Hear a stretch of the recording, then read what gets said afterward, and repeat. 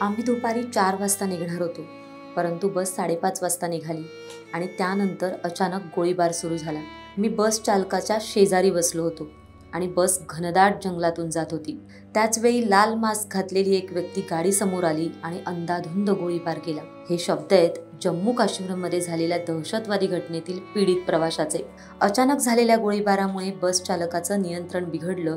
त्यातली एक गोळी चालकाला लागली आणि बस दरीत कोसळली.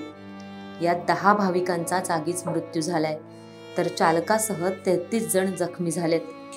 जखमींना सध्या रुग्णालयात हलवण्यात आलंय, परंतु अनेक जण गंभीर जखमी असल्यानं मृतांचा आकडा वाढण्याची भीती आहे. रियासी जिल्ह्यातील तिरियाथ गावाजवळ हा हल्ला झालाय. पोलिसांची अतिरिक्त कुमक, लष्कर, निमलष्करी दलाचे जवान बचाव कार्यासाठी तत्काळ घटनास्थळी दाखल झाले. ही बस शिवखोडी मंदिर येथून कटरा येथे माता वैष्णव देवीच्या दर्शनासाठी जात होती.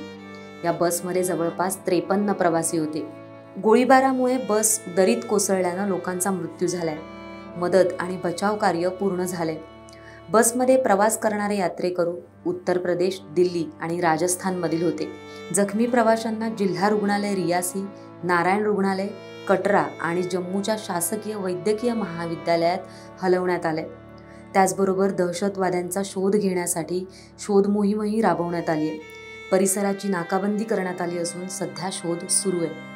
या घटनेनंतर केंद्रीय मंत्री अमित शहा ॲक्शन मोडवर आले. त्यांनी भाविकांवर झालेल्या क्रूर दहशतवादी हल्ल्याला जबाबदार असणाऱ्या दहशतवाद्यावर योग्य ती कारवाई केली जाईल असं म्हटलंय. तर पंतप्रधान नरेंद्र मोदींनीही जखमींना सर्वतोपरी मदत करण्याच्या सूचना दिल्यात.